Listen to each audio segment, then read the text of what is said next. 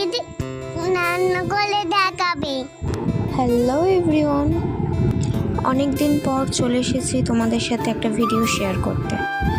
আজ অফিস ছুটি ছিল, তাই সারাদিন বাড়িতেই ছিলাম।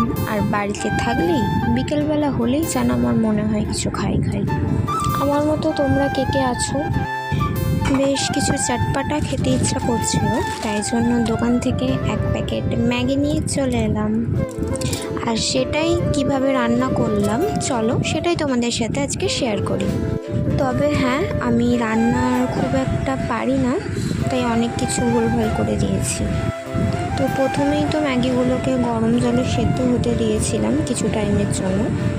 তো দেন এদিকে আমি অল্প করে তেল নিয়ে নিলাম, তেলটা কিছুক্ষণ গরম হওয়ার জন্য। আর আমি রান্নাটা এখানে সর্ষের তেলেই করেছি। তেলটা গরম হয়ে গেলে তেলের মধ্যে দুটো রসুন কুচি ফার্স্টে দিয়ে দিয়েছি। রসুনগুলো একটু ভাজা হয়ে এলে দেন দিয়ে দিয়েছি অল্প করে পেঁয়াজ কুচি। দেন পেঁয়াজগুলোকেও একটু লাল করে ভেজে নেব। আর পেঁয়াজটাও যাতে একটু নরম হয় তার জন্য দিয়ে দেব একটু সামান্য নুন। আর বাইরে তো বিশাল ঝড় বৃষ্টি হচ্ছিলো ওই টাইমটাতে। আমি কারেন্ট চলে গিয়েছিল, আমি টর্চ জ্বেলে রান্নাটা করছিলাম। শুনতেই পেলে যে কি জোরে আকাশ ডাকছে। আর পেঁয়াজগুলো তো ভাজা হয়ে গেল। এবার আমি দিয়ে দিলাম একটু আলু কুচি। তবে হ্যাঁ, আলুগুলো আর একটু পাতলা করে কাটলে ভালো হতো, বাট আমি তখন বুঝতে পারিনি, তো একটু মোটা মোটা কাটা হয়ে গেছে। এবার আলুটাকেও একটু ভালোভাবে ভেজে নেব। তো আমার মনে হচ্ছিলো যেন একটু তেলটা কম হয়ে গেছে, তাই আমার আবারও একটু অল্প করে তেল দিয়ে দিয়েছি। তো তোমরা একটা জিনিস কি নোটিস করেছো যে আমি খুন্তিটাও উল্টোভাবে ধরেছিলাম?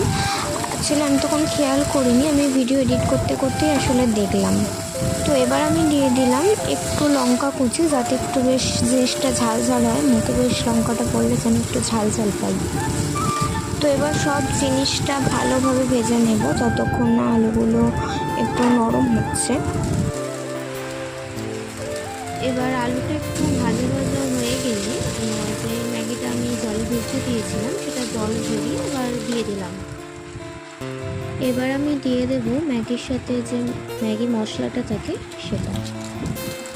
এবার সব জিনিসগুলোকে খুব ভালোভাবে মিক্সড করে নিলেই আমাদের রেডি চটপাটা ম্যাগি। তো আমাদের ম্যাগি তো রেডি। তো চলো আমি তাহলে খেয়ে নিই। আর তোমাদের আমার ভিডিওটা ভালো লাগলে ভিডিওটাতে একটা লাইক করে আমার চ্যানেলটা সাবস্ক্রাইব করে দিও।